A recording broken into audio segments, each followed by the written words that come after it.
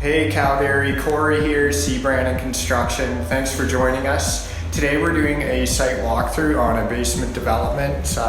You've seen a previous video on the framing stage of this project, and we wanted to get you guys out here to check out the drywall process and what that looks like, some of the tools that we use, and some tips and tricks. So thank you very much. So the first thing we're going to talk about today is the drywall and the boarding process. So a few tips here. We're not going to go into a lot of detail, but a specific screw gun with a clutch, and this special tip that allows the screw to dimple or be driven exactly to the right depth on the drywall is super important. So I'm going to demonstrate how this particular cordless DeWalt model works and show you how basically it dimples it just past where it needs to be. If you could bring that in closer, we could take a look. So it's just recessed past the paper there. You can see. You don't want it sticking out proud of the paper. Something else we'd like to mention about the gypsum board and the install process. So the gypsum board or drywall board does come with beveled edges along the long side of the sheets.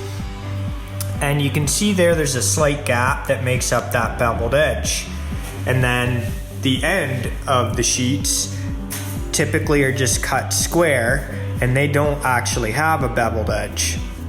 So two beveled edges makes for a very nice joint because it leaves room for the tapes and the mud to be applied, multiple different coats, and still keeps the overall finished edge square and straight. Butt joints, however, by the time you put the tape and apply a couple coats of mud, can have slight buildup. So you just want to be mindful when you're installing the gypsum board that you keep those butt joints out of areas where there might be a lot of natural light coming in against your ceilings and walls, like this window, or perhaps you have a bunch of pot lights and they're shining right down on some of those areas where you may have butt joints. So just be mindful where you're putting the beveled and butt joints. So now we'd like to introduce you into the taping process, and we'll go through a few things with that. We've caught our taper here, Jason, just in time today. He's putting on the last piece of no-coat bead on an off angle, but other than that, he's got all the tapes and the corner bead applied. So, Jason, why don't you tell us a little bit about no-coat? Hi, so today we're going to be talking about some bead. Here we have an inside angle that is just taped, and the outside angles are usually covered in bead for protection and stability. This is a metal bead with paper, and for something like these off angles we have what we call no coat, which is customizable to any shape or angle you need, and we're going to install that today. So here we have Jay. He's about to start to apply the mud to prepare for putting this piece of no coat bead on. I like to have it a little thicker so that it holds better, it doesn't run down the wall, and it'll be a little firmer. We gotta put a lot of mud in there so that it's not hollow. And you want the consistency of your mud to be mixed, not too overly wet. Is that correct, Jay? Absolutely. Otherwise it runs down the walls and our bead will fall off. And what mud are you using? It's taping mud. It comes in a yellow box. It's right. Pretty standard.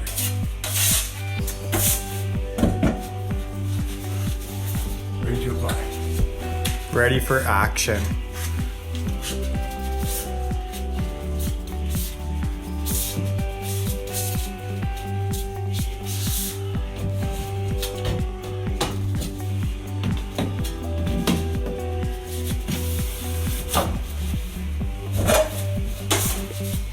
Now once it's approximately in the right place we want, we have to clean up the excess and gently push it into place.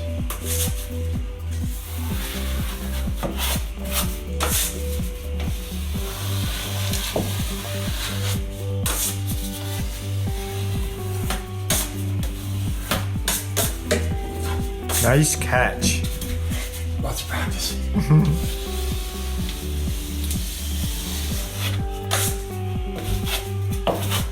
Awesome, so there you have it. There's an example of how to apply no coat bead specifically, but the process is quite a bit alike for both regular tapes for the inside 90 degrees corners, and then of course the outside 90-degree beads. The process very much applies the same as this no coat bead. So Jay, tell us about some of your tools. A lot of them have been around for years and years, but I like the simple is better approach. This is called a hawk. Holes are mud. You can use a pan, but I prefer the hawk. 6-inch knife, very cheap, but it's my favorite tool. Then we have some of the other tools we'll use. This is called a super taper. Runs the tape through, gets mud on it, and then we can install. Corner roller, inside angle flusher. Helps keep things nice and straight and true. Bead roller. Press it evenly against the walls. And other miscellaneous. So now we're going to run our 10-inch box for the main coat on our drums and butts.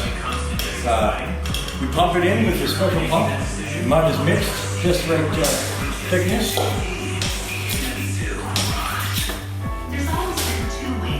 This is old school, but my favorite way. I'm just going to go down that room over there. We have an extendable handle.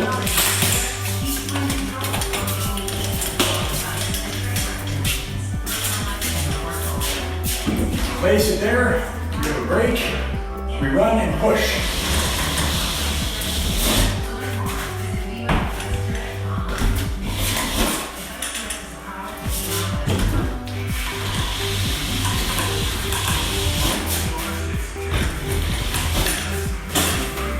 Done. Looking good. Okay.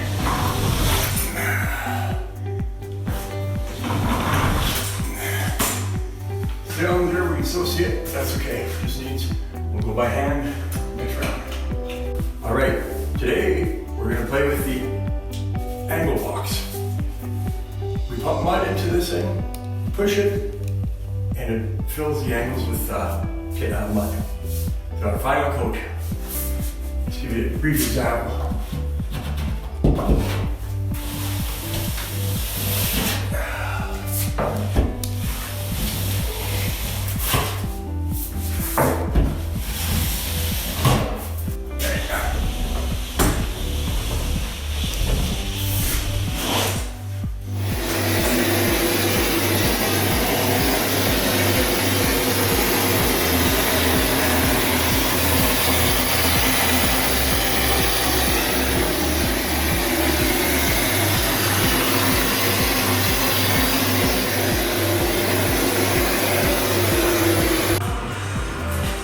Cheers. Job well done. Cheers. Thank you. And a quick walkthrough here of the final result. So you can see that we do have some touch-ups, pretty standard stuff. We'll color the mud. You can see that they have been coated with yellow mud, and that's just to help us so we can see them, which is quite common. As soon as you apply the primer, you can start to see some of the minor deficiencies. So here we have our popcorn stippled ceiling.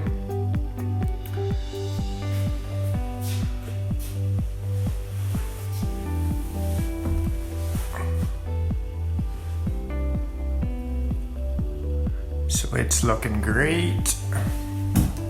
The bathroom, a little dark in there. However, it turned out quite nice as well. And then, of course, our bedroom. So we walk through the hallway.